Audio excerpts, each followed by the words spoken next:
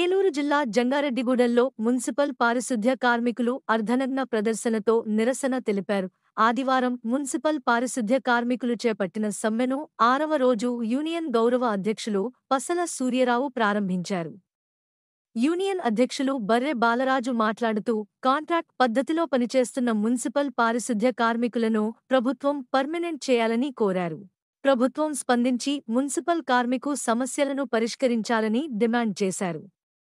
లేకుంటే సమ్మె ఉధృతం చేస్తామని ప్రభుత్వాన్ని హెచ్చరించారు.